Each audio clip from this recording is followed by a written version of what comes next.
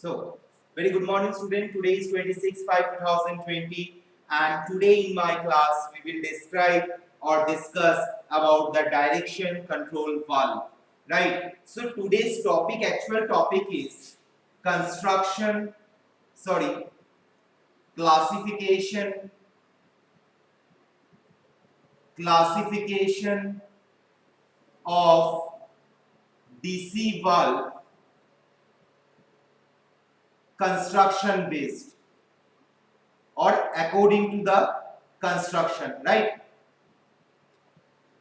So at first I have to, in my previous class we have already discussed what are the functions of the DCV, direction control valve, what to control by the direction control of that I have already discussed. In this class we have to classify the direction control valve according to the construction based. So before starting this diagram explanation, I have to remember that this diagram, which is the layout of oil hydraulic system, which it is. This is the oil chamber. This is my filter. When the motor will start, for the pumping action, the fluid is sucked through the pipeline from the oil chamber. It is filtered. यहाँ पे filtered होता है. यहाँ पे pumping action जब भी होता है तो वैक्यूम क्रिएट होता है. एटमॉस्फेरिक जोन का जो प्रेशर होता है उस वैक्यूम से ज्यादा होता है, इसीलिए oil according to the fluid properties ये जो फ्लूइड होता है ये पाइपलाइन के थ्रू से फिल्टर को क्रॉस करके पंप के थ्रू से क्रॉस करके प्रेशर डिवाइस में आता है, प्रेशर रेगुलेटेड डिवाइस में आता है, जो हम लोग कुछ दिन बाद फिर से स्टडी करेंगे कि what are the working principle of pressure regulating device. Pressure regulating device में फ्लूइड आने के बाद वो फ्लूइड में प्रेशर रेगुलेट किया जाता है, प्रेशर घटाया जाता है, बढ़ाया जाता है, प्रेशर को रेगुलेट किया जाता है. उसके बाद वो आता है मेरा जो मेन इंपॉर्टेंट चीज DCV, direction control valve. Direction control valve में से जो फ्लूइड पास करके जब ये सिलेंडर के अंदर आता है तो यहाँ पे एक्चुएटर रहता है और ये एक्चुएटर क्या करता है, ये एक्चुएटर इस डीसीवी से सिग्नल मिलता है. एक्चुएटर को हाइड्रोलिक सिग्नल मिलता है. कितना टाइप का सिग्नल होता है? 3 टाइप का सिग्नल होता है. हाइड्रोलिक सिग्नल होता है, न्यूमेटिक सिग्नल होता है, इलेक्ट्रिक सिग्नल होता है. हाइड्रोलिक सिग्नल कब होता है? जब हम लोग वहां पे कोई ऑयल या फ्लूइड यूज कर रहे हैं, ऑयल या लिक्विड यूज कर रहे हैं, that time the actuator getting symbol or getting signal for the hydraulic. When we will use air, that time actuator will get signal from the pneumatic. When we will use electric motor, electric connection, electric signal, that time actuator get electric signal. So 3 type का signal होता है, hydraulic, pneumatic and electric. तो ये DCV से, directional control valve से actuator में एक signal provide किया जाता है. वो सिग्नल एक्चुएटर गेन करने के बाद एक्चुएटर क्या करता है? मोशन प्रोड्यूस करता है. वो किस में प्रोड्यूस करता है? ये पिस्टन में प्रोड्यूस करता है. इसका मतलब क्या है? जो हाइड्रोलिक फ्लूइड यहाँ पे अगर आ रहा है और आने के बाद अगर इसका लेवल जितना बढ़ेगा तो ये एक्चुएटर क्या मोशन प्रोड्यूस करेगा? एक्चुएटर उसको लीनियर मोशन प्रोड्यूस करेगा, मींस ऊपर की तरफ जाएगा. अब मैं अगर इसको मान लो ये मेरा 1 is neutral point, 2 is on point, 3 is reverse point. अगर मैं ये लीवर को 2 पॉइंट पुश पॉइंट पे अगर डालूंगा तो यहाँ पे फ्लूइड कंटिन्यूअस मोशन में यहाँ पे स्टोर होता जाएगा. ये एक्चुएटर को हाइड्रोलिक सिग्नल देगा और ये एक्चुएटर लीनियर मोशन क्रिएट करेगा. When I will get to the reverse position, जब हम 3 नंबर पॉइंट पे क्लिक करेंगे, 3 नंबर पॉइंट के लीवर को रोटेट करेंगे तो डीसीवी मुझे एक्चुएटर को क्या सिग्नल देगा कि जो हाइड्रोलिक फ्लूइड है वो हाइड्रोलिक फ्लूइड ये पाइप के अंदर से फिर से रिटर्न चेंबर की तरफ जाएगा. तो यहाँ पे ये लेवल घटेगा, ये जो हाइड्रोलिक का लेवल ये क्या होगा? ऐसे ऐसे कम होना शुरू होगा. जब ये कम होगा तब ये जो एक्चुएटर को जो सिग्नल मिलेगा वो सिग्नल क्या होगा? वो लोड को नीचे की तरफ फिर से डाउन करने की कोशिश करेगा. तो इस तरीके से हम लोग डायरेक्शनल कंट्रोल वाल्व को अप्लाई करके एक्चुएटर में हम लोग सिग्नल भेजते हैं और वो हाइड्रोलिक में भी, न्यूमेटिक में भी, इलेक्ट्रिक, और वो सिग्नल को एक्चुएटर कैरी करके लोड को या पिस्टन को फॉरवर्ड मोशन देता है या तो बैकवर्ड मोशन देता है. अब मैं आता हूं डायरेक्शनल कंट्रोल वाल्व का क्लासिफिकेशन में. So these are the basic concept of directional control valve which gives some signal like in the based on hydraulic, pneumatic and electric, and after getting that signal actuator will produce some motion that may be linear, that may be rotary. Okay, so what are the construction the directional control valve का जो अगर classification अगर हम लोग देखेंगे तो इसको हम लोग दो टाइप में डिस्ट्रीब्यूट करते हैं। First one is poppet valve, second one is spool valve. Spool valve को फिर से हम लोग दो पार्ट में डिस्ट्रीब्यूट करते हैं, एक है मेरा स्लाइडिंग टाइप और एक है मेरा rotary type. So these are the advantage and disadvantages of the poppet valve, spool valve and rotary valve. We will discuss it later. But before that, we have to get some concept. What is the working principle or how the directional control valve works? तो directional control valve को दो part में distribute किया जाता है, एक है मेरा पॉपेट वाल्व, दूसरा है मेरा स्पूल वाल्व। स्पूल वाल्व को दो टाइप में डिस्ट्रीब्यूट किया जाता है, sliding type, sliding spool type and rotary spool type. Sliding spool type and rotary spool type, ये जो क्लासिफिकेशन हुआ किसके बेस में क्लासिफिकेशन हुआ? कंस्ट्रक्शन के बेस में क्लासिफिकेशन हुआ। तो कंस्ट्रक्शन के बेस में हम लोग कितना मिलता है? पॉपेट वाल्व मिलता है, स्लाइडिंग स्पूल टाइप मिलता है, रोटरी स्पूल टाइप मुझे मिलता है।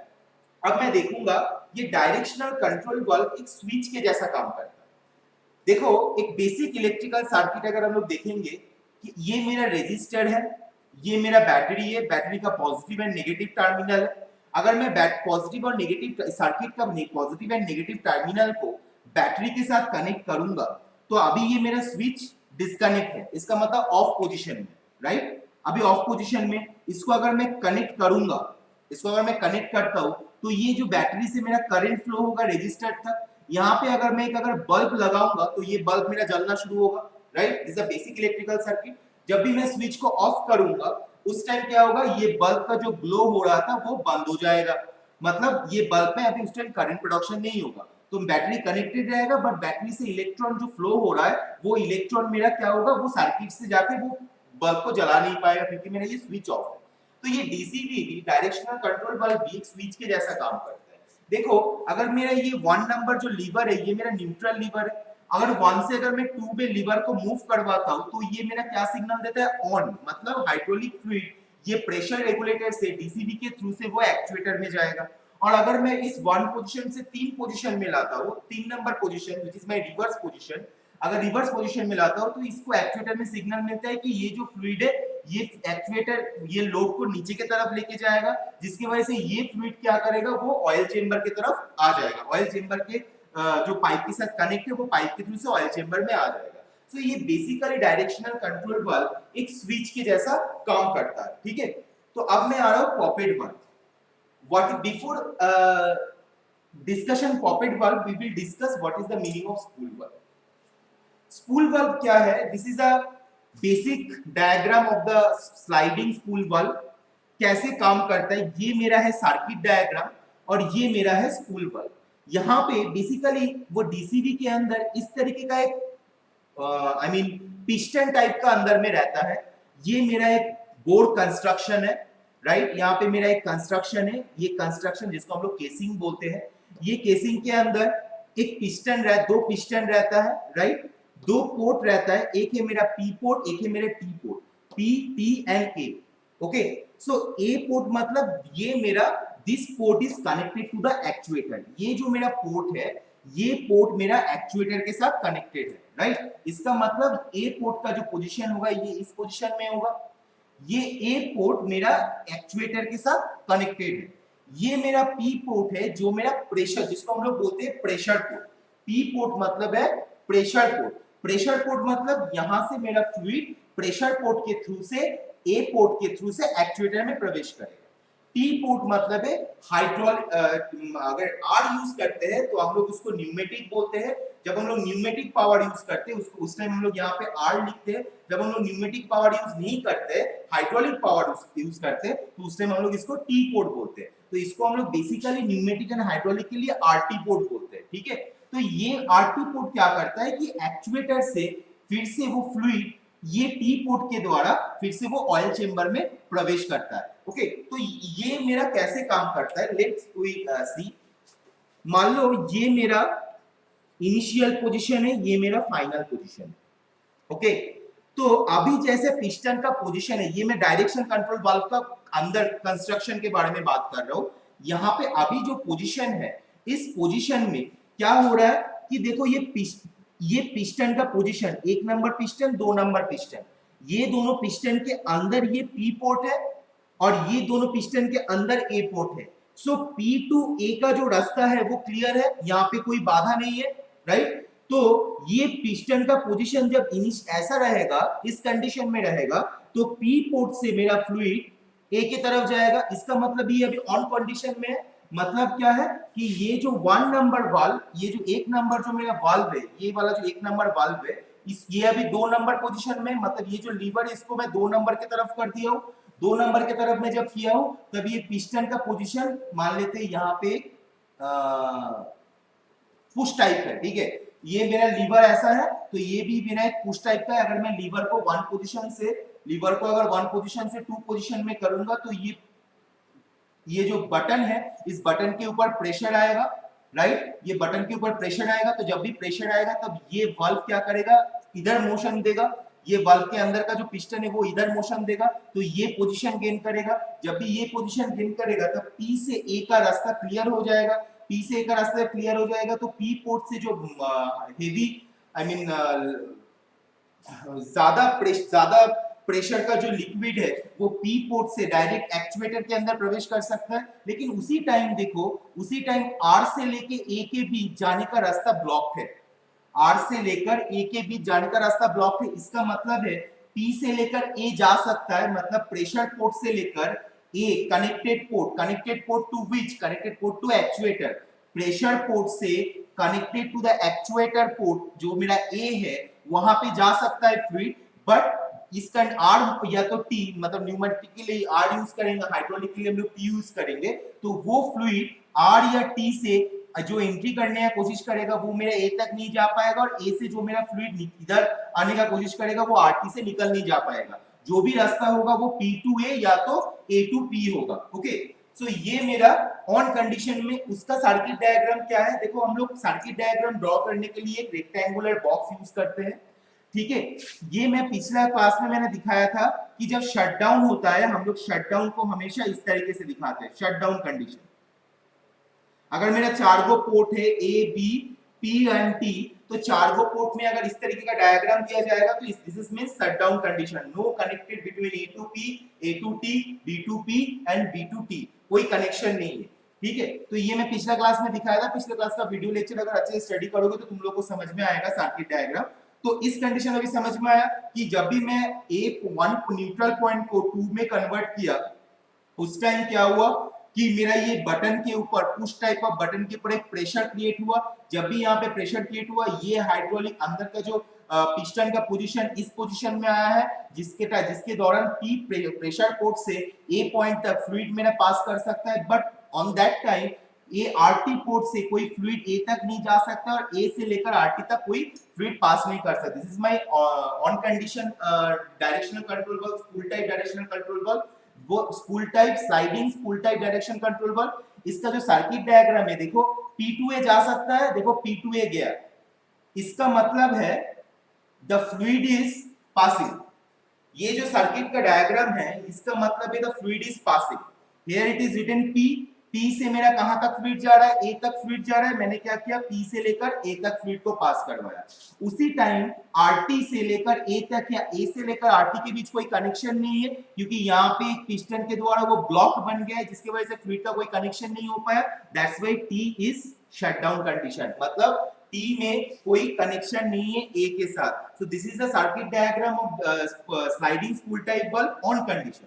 Second condition, when I am giving the position from 1 to 3, जब ये मेरा 1 है, 1 to 2 के लिए ये था 1 to 2 के लिए, जब मेरा 1 से लेकर 3 में आएगा, इसका मतलब क्या होगा, ये जो पुश बटन के ऊपर जो प्रेशर होगा ये इस कंडीशन में होगा, ऑपोजिट होगा। मतलब यहाँ पे जो ये बटन है, इस बटन के ऊपर प्रेशर इस कंडीशन में आएगा, ऑपोजिट होगा। जब भी ऑपोजिट होगा तब जो अंदर को केसिंग के अंदर जो पिस्टन का पोजीशन कुछ इस कंडीशन में आएगा। यहाँ पे एक स्प्रिंग लगा हुआ है, तो स्प्रिंग फोर्स की वजह से वो स्प्रिंग फोर्स की वजह से ये पिस्टन का पोजीशन फाइनल पोजीशन में आएगा, ऑफ पोजीशन में आएगा, जिसके दौरान देखा जा रहा है कि P से लेकर A के बीच जाने का कोई रास्ता नहीं है। मतलब प्रेशर पोर्ट से लेकर कनेक्टेड पोर्ट, प्रेशर पोर्ट, ये तो मेरा प्रेशर पोर्ट है ना, यहाँ से जो फ्लूइड जा रहा है वो मेरा हाई प्रेशर जोन से लेकर एक्चुएटर में प्रवेश कर रहा है, तो प्रेशर पोर्ट से लेकर एक्चुएटर में जाने का कोई रास्ता नहीं है, इसका मतलब ये मेरा ब्लॉक्ड है due to this piston. But on that time A से लेकर टी, मतलब एक्चुएटर से लेकर ये वाला जो यहाँ से लेकर टी टैंक तक जाने का रास्ता है, ए से लेकर टी तक जाने का रास्ता है, तो उसका सर्किट डायग्राम देखो, पी ए के साथ कनेक्टेड नहीं है इस डायग्राम में, इसलिए पी में शटडाउन वाल्व पोजीशन दिया गया है, शटडाउन है, और ए से लेकर टी में कनेक्शन है, तो ए से लेकर मैं टी में कनेक्शन किया हूं, इसका मतलब है दिस इज रिटर्न हो रहा है ये फ्लूइड कि मुझे लोड को अभी नीचे की तरफ लेके जाना है। ये जो directional control valve DCB of condition में या रिवर्स कंडीशन बोल सकते हो, ठीक है, रिवर्स कंडीशन में क्या सिग्नल दे रहा है कि एक्चुएटर को सिग्नल दिया, क्या सिग्नल दिया, ये मेरा आगे की तरफ चल गया, जो पिस्टन का पोजीशन ए से लेकर टी के बीच कनेक्शन बना दिया है, बट टी से लेकर ए के बीच कनेक्शन नहीं बनाया, जिसकी वजह से यहाँ का जो फ्लूइड है वो फ्लूइड ए से लेकर टैंक, टी फॉर टैंक में, टैंक के अंदर आ जाएगा। तो फिर ये मुझे वही चीज शो कर रहा है कि ऑफ कंडीशन में ए से टी के बीच कनेक्शन हुआ है, मतलब ए से यहाँ से फ्लूइड टी तक, मतलब टैंक तक पास करेगा। तो ये मेरा ऑफ कंडीशन का डायग्राम है, जहां पे पी मेरा शटडाउन पोजीशन में, क्योंकि पी से लेकर ए के बीच कोई कनेक्शन नहीं है, कोई फ्लूइड पास नहीं कर रहा है, और ए से लेकर टी के बीच कनेक्शन किया है क्योंकि ए से लेकर टी के बीच मेरा फ्लूइड पास कर रहा है। So this is the working principle of sliding spool type valve. Now I will go and I will discuss about the advantage and disadvantage of sliding spool type valve. So this sliding spool type valve, sliding spool type, okay, तो sliding spool type का advantage क्या है? It is simple in construction, ये जो construction है ये construction बहुत simple है, लो कॉस्ट, ऑब्वियसली कंस्ट्रक्शन अगर सिंपल होगा तो उसका जो प्राइस होगा वो कम प्राइस का है, एंड मोस्ट वाइडली यूज, हर जगह में हम लोग हमेशा ये स्लाइडिंग स्पूल टाइप वाल्व भी हम लोग यूज करते हैं for as a directional control valve. और ये जो क्लासिफिकेशन बनाया गया है, ये कौन सा क्लासिफिकेशन बनाया गया है? According to the construction of directional control valve, उसके ऊपर ये क्लासिफिकेशन बनाया गया है। So next is disadvantage of the sliding spool type, possibility of leakage inside the valve. This is the most important disadvantage of sliding spool type valve is जब मेरा P से A के बीच लिक्विड जा रहा है, तब पिस्टन के साथ ये जो केसिंग है, ये जो मेरा पिस्टन है और पिस्टन के साथ ये जो मेरा केसिंग है, यहाँ के बीच अगर अच्छी तरीके से टाइट अगर सील नहीं रहेगा तो फ्लूइड क्या होगा, यहाँ से या इधर से लीकेज करने का कोशिश करेगा, लीकेज। तो फिर ये यही बोल रहा है कि possibility of leakage inside the valve, तो इस कंडीशन में वाल्व के अंदर लीकेज हो सकता है, ठीक है, but that leakage is very much less, that's why it's this sliding spool type valve is most widely used in the globally used in the world, okay। तो ये लीकेज हम लोग बंद कर सकते हैं अगर हम लोग कंस्ट्रक्शन को अच्छी तरीके से करेंगे स्पूल टाइप वाल्व का, तो ये लीकेज बंद हो सकता है, बट फिर भी एक पॉसिबिलिटी रह जाता है क्योंकि ये मशीन है, एरर हो सकता है, तो इसीलिए यहाँ पे डिसएडवांटेज बोला गया, possibility of leakage inside the valve. Next point is rotary type, rotary type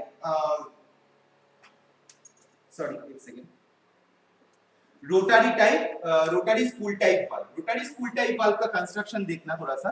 ये जो मेरा स्कीमेटिक डायग्राम दिया हुआ है, मतलब यहां से लेकर यहां तक, दिस इज द कंस्ट्रक्शन। ये क्या है? स्टेशनरी केसिंग है, ये रोटेट नहीं करता है। रोटरी मतलब obviously there should be the rotation in the machine area. तो यहाँ पे ये एक स्टेशनरी केसिंग है, स्टेशनरी केसिंग के अंदर एक रोटेटिंग स्पूल लगा हुआ रहता है, रोटेटिंग स्पूल, इसको हम लोग क्या बोलते हैं? Rotating spool. और इसको इस तरीके से बनाया गया है ताकि ये रोटेटिंग स्पूल जैसे मतलब in such a way, it is made in such a way that when it will be rotate, the A to T connection, T to A connection and A to T connection is made, and P to B connection या B to P connection is made, right? तो इसका मतलब है, इसका अगर मैं diagram में draw करता हूँ, सर्किट डायग्राम में अगर ड्रॉ करता हूँ, यहाँ पे ड्रॉ कर रहा हूँ, थोड़ा सा ध्यान देना। मान लो ये अगर क्लॉकवाइज रोटेट कर रहा है, ठीक है, मतलब ये जो मेरा रोटेटिंग स्पूल है ये मेरा क्लॉकवाइज रोटेट कर रहा है, क्लॉकवाइज। यहाँ पे ये T मतलब क्या है? T मतलब है मेरा टैंक, T मतलब है हाइड्रोलिक एग्जिट पोर्ट, राइट। यहाँ पे मेरा ए मतलब ए एंड बी का मतलब क्या है, connected port. A and B मतलब एक connected port to the actuator, okay. And P मतलब क्या है, पी मतलब एक प्रेशर पोर्ट या हाई प्रेशर पोर्ट जहां से मेरा फ्लूइड जाके एक्चुएटर के अंदर प्रवेश करता है। तो ये मेरा अगर मान लो ये क्लॉकवाइज रोटेशन करता है, तो ये स्पूल अगर जब क्लॉकवाइज रोटेशन करेगा, ये स्पूल जब ए की तरफ जाएगा, ये स्पूल जब ए की तरफ ए में ए को ब्लॉक करेगा, क्योंकि ए में यहाँ पे गैप है, ये स्पूल जब ए को ब्लॉक करेगा तब ऑब्वियसली टी से फ्लूइड ए की तरफ नहीं जा पाएगा। ये जब ए की तरफ जाएगा, ये मेरा बी की तरफ आएगा, राइट। तब T and P only is open, but T and P is both in the condition, both are same condition, right? क्योंकि T भी एक हाइड्रोलिक टैंक है, T एक हाइड्रोलिक चेंबर, P भी एक हाई प्रेशर चेंबर है, तो मेरा T से P में कोई कनेक्शन नहीं होगा। सो मेरा T से P के बीच कोई कनेक्शन नहीं होगा। That is my this is my A and B, this is my T and P and T, okay। So T से P के बीच कोई कनेक्शन नहीं होगा, क्योंकि T से P के बीच कोई फ्लूइड फ्लो नहीं करेगा। और एज इट इज A और B मेरा ब्लॉक्ड है, तो फिर A और B में भी कोई कनेक्शन नहीं होगा, तो this is fully the shutdown condition, right. कोई मेरा फ्लूइड पास नहीं करेगा। But when this spool type valve, this rotating spool is going to in this position, right, ये मेरा A पोजीशन है, मान लो ये रोटेटिंग स्पूल टाइप वाल्व, ये वाला लाइन, ये लाइन का पोजीशन में आ गया है, तो उस टाइम क्या होगा, A ओपन हो जाएगा, B भी मेरा ओपन होगा, A ओपन होगा, B ओपन होगा, मेरा T भी ओपन है और P भी ओपन है। तो इसका मतलब क्या होगा, जो सर्किट डायग्राम बनेगा वो देखो A और B, T और P। सो T से मेरा A की तरफ जाएगा एंड P से मेरा B की तरफ आएगा। क्लियर। अब जब फिर से मोशन चेंज होगा एक सर्टेन टाइम में, ऐसा सर्किट होगा A to B and T to P, so A to T and B to P, इस तरह का कनेक्शन बनेगा। तो ये रोटरी स्पूल टाइप वाल्व ऐसा एक वाल्व है जिसके वजह से हम लोग ये रोटेटिंग स्पूल, ये मेरा स्टेशनरी केसिंग है, ये मेरा रोटेटिंग स्पूल है, तो ये रोटेटिंग स्पूल डिजाइन बेस में ऐसे बनाया गया है कि इसका डायरेक्शन, इसका रोटेटिंग मोशन के ऊपर डिपेंड करके A to T and P to B के P to B में मेरा फ्लूइड पास कर सकता है, या तो मेरा A to T, A to P and B to T मेरा कोई कनेक्शन नहीं हो सकता, या तो A to T and B sorry T to A and P to B मेरा फ्लूइड पास कर सकता है, या तो A to T and B to P, मतलब ये रिटर्न, ये जो यहाँ से रिटर्न हो रहा है, A to T मतलब एक्चुएटर से T, B to P मतलब B भी एक कनेक्टेड पोर्ट है एक्चुएटर से, तो वहां से वो प्रेशर जोन चेंबर में फिर से फ्लूइड वापस आएगा। देखो ये वापस आने का सिंबल है, और ये मेरा क्या है, फॉरवर्डिंग सिंबल है, ठीक है। जैसे यहाँ पे मेरा ये A to T वापस आया था स्लाइडिंग स्पूल टाइप में, वैसे यहाँ पे A to T ये मेरा वापस आने का सिंबल है, A to T B to P, और यहाँ से T to A P to B, P to A and P to B ये मेरा फ्लूइड पास करने का सिंबल है। तो इस तरीके से रोटरी स्पूल टाइप वाल्व मेरा काम करता है। What are the advantage? Its advantage is compact and simple in design. ये मेरा है rotary spool type, rotary spool type, okay। So what are the advantages? The first advantage is compact and simple in design, because it's also sliding sliding spool type valve, it's also is a simple in design, so it's rotary spool type valve also it's compact and simple in design। low operating force मतलब ज्यादा pressure में काम नहीं कर पाता है, कम pressure में ये काम करता है, कम प्रेशर फ्लूइड के लिए ये rotary spool type valve applicable होता है। What are the disadvantage? I have already discussed the leakage sliding spool type है, रोटरी स्पूल टाइप को यहाँ पे लीकेज होना पॉसिबल है, but that leakage is very much less, so that's why we are using in the practical aspect, practical engineering aspect, but leakage is there, okay, because no machine is ideal, every machine has some error, every machine has some no machine can be ideal machine, every machine is a real machine, और real machine मतलब output और input के बीच एक difference आएगा। तो यहाँ पे leakage मतलब लीकेज जब भी हो जा रहा है तब वहाँ पे एक आउटपुट और इनपुट के बीच एक फर्क आ जाता है, तो leakage is possible. Second disadvantage, not suitable for high pressure. मैंने लिखा हो कि लो ऑपरेटिंग फोर्स में काम करता है, लो ऑपरेटिंग प्रेशर में काम करता है, that's why not suitable for high pressure. And third one manually operated, इसको हम लोग मैनुअली ऑपरेट करते हैं, मतलब ये रोटेटिंग स्पूल को हम लोग मैनुअली रोटेट कर सकते हैं। तो that's why it's also a disadvantage, क्योंकि अगर कोई मशीन अगर इसको रोटेट करता तो शायद हम लोग उसका मोशन को हम लोग अच्छी तरीके से कर सकते थे और भी मैं प्रिसाइज वाल्व को हम लोग प्रिसाइजली काम करवा सकते थे। लेकिन यहाँ पे मैनुअली ऑपरेटेड है, इसलिए मे बी वो प्रिसाइज वे में या एक्यूरेसी को मेंटेन उस लेवल तक नहीं कर पाता। तो ये मेरा रोटरी स्पूल टाइप का डिस्क्रिप्शन हुआ। अब मैं आ रहा हूँ मेरा पॉपेट टाइप का। पॉपेट टाइप में क्या है, देखो ये मेरा सीट पॉपेट टाइप वाल्व है, राइट। तो यहां से मेरा अगर हाइड्रोलिक फ्लूइड एंट्री करेगा, राइट, यहां से मेरा अगर हाइड्रोलिक फ्लूइड एंट्री करेगा, ओके, यहां से मेरा अगर हाइड्रोलिक फ्लूइड एंट्री करेगा तो ये हाइड्रोलिक फ्लूइड मान लो यहाँ पे मेरा स्टोर होता जाएगा, राइट। तो जब भी स्टोर होगा वो क्या करेगा, पॉपेट को ऊपर की तरफ फोर्स क्रिएट करेगा, तो पॉपेट मेरा ऊपर की तरफ जाएगा। तो ये जो मेरा फ्लूइड है, ये फ्लूइड डायरेक्शनल कंट्रोल वाल्व, ये फ्लूइड क्या करेगा, पॉपेट को ऊपर की तरफ फेंकेगा। पॉपेट को अगर ऊपर की तरफ फेंकेगा तो ये एक्चुएटर को एक सिंबल देगा, एक्चुएटर में भी ये लोड मेरा ऊपर की तरफ जाएगा। जब मेरा पॉपेट नीचे की तरफ आएगा तब एक्चुएटर, मुझे एक्चुएटर को सिंबल मिलेगा तो ये लोड मेरा नीचे की तरफ आएगा। तो ये है मेरा पॉपेट या बॉल टाइप और similar like a plate is made, okay. So ये जो यहाँ पे जो सीट यूज किया जाता है, ये सीट बहुत मशीन सरफेस शीट होता है, ताकि ये जो पॉपेट ये शीट के ऊपर अच्छी तरीके से बैठ जाए, राइट। कोई बीच में कोई गैप नहीं रहे, क्योंकि अगर गैप रह जाएगा तो ऑयल का लीकेजेस पॉसिबल होता है, ऑयल का लीकेज हो सकता है। तो अच्छी तरीके से सीलिंग करने के लिए ये सीट का जो बनाया हुआ जाता है, ये सीट बहुत अच्छी तरीके से, बहुत स्मूथ सरफेस फिनिश का और बहुत अच्छा क्वालिटी का एक प्लेट से बनाया जाता है, okay. Second is finally machined and polish sheet हम लोग यहाँ पे यूज करते हैं। Third, what are the advantage is that it's a high response and relative intensivity to contamination, okay, suitable for high pressure and minor leakage। मैंने क्या बोला था कि ये शीट जो होता है ये polished and smooth surface sheet होता है, और ताकि ये पॉपेट जब इसके ऊपर बैठ जाता है ताकि बीच में कोई लीकेज ना हो, तो इसलिए यहाँ पे बोला था it's a very minor leakage, that is the advantage of this poppet valve. What are the disadvantage is not suitable for large valve, complex construction, costly is the most the disadvantage, right? And what are the another disadvantage, the internal design is very complex, it is also written as a complex construction। Poppet valve का जो construction होता है वो बहुत ही complex construction है, not suitable for the large value. Large valve मतलब बहुत बड़ा वाल्व के लिए हम लोग ये पॉपेट वाल्व को यूज नहीं कर सकते। And third one is its construction is complexive है, इसलिए ये बहुत मेरा कॉस्टली है। तो ये मेरा एक पॉपेट वाल्व है, और यहाँ पे एक छोटा सा बॉल टाइप का लगा दिया जाता है, या तो इसको हम लोग बॉल पॉपेट टाइप का वाल्व भी बोल सकते हैं।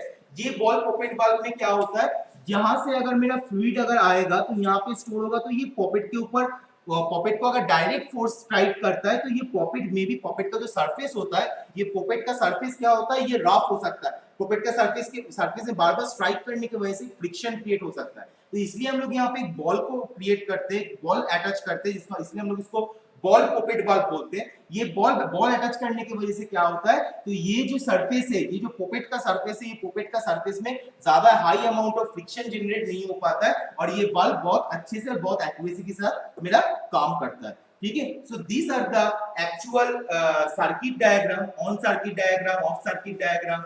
मेरा यहाँ पे देखो neutral circuit diagram, on circuit diagram, off circuit diagram, on circuit diagram of rotating spool type valve, on circuit and off circuit diagram of sliding spool type valve. These are poppet valve, and poppet valve किस तरीके से actuator में काम करता है। So these are the classification and classification of the directional control valve according to the construction base। तो हम लोगों को अगर सेमेस्टर एग्जामिनेशन में क्वेश्चन आता है कि how you can classify the directional control valve with the depending on the construction of directional control valve, so we have to write poppet valve two types, poppet valve and spool valve. Spool valve can be distributed in two types, sliding spool valve and rotary spool valve. We have to draw this diagram, poppet valve. We have to just write some working principle, what you have understood from this lecture. You have to just write the some 3 to 4 lines, the working principle of here, and after that you have to write the advantage and disadvantage of the poppet valve। Again, what for the school bulbs? For school bulb you have to draw that this diagram, sliding spool type bulb का diagram जो है वो draw करोगे. उसके बाद उसके ऊपर कुछ working principle जो किस तरीके से ये काम करता है उसके लिए on circuit diagram, off circuit diagram draw करोगे और उसका advantage and disadvantage. Again, for rotary spool type bulb you have to draw the diagram. Neutral ये है मेरा neutral position के लिए जब सब shut down है, ठीक है, मतलब A to P, B to D कोई कनेक्शन नहीं है. ये मेरा ऑफ मतलब बेसिकली है यहाँ पे रिवर्स. ओके, ऑफ मतलब बेसिकली है यहाँ पे reverse. A to T and B to P मतलब पोर्ट यहाँ से फिर से वो ऑयल चेंबर पे आ रहा है. और ये मेरा है ऑन कंडीशन जहाँ पे मेरा T to A and P to B मेरा फ्लूइड पास कर रहा है. तो ये तीन डायग्राम ड्रॉ करेंगे. सर्किट डायग्राम है, ये डायग्राम ड्रॉ करेंगे. कैसे वर्किंग प्रिंसिपल है 3-4 लाइन में जो तुम समझो वो अपनी लैंग्वेज में लिखना, तुमको मार्क्स मिल जाएगा बहुत अच्छा. और उसके बाद ये एडवांटेजेस एंड डिसएडवांटेजेस तुम लोगों को लिखना पड़ेगा. सो दीस आर द क्वेश्चन. इस क्वेश्चन के ऊपर लमसम 7 to 8 मार्क्स आता है सेमेस्टर क्वेश्चन में. And this is the topic which is the name is classification of directional control valve depending on the construction. So thank you for attending my class. Now I'm concluding my class. If you have any question regarding this video lecture, you can ask in my Zoom class session. Okay, so thank you everybody. Stay home and save life, and thank you.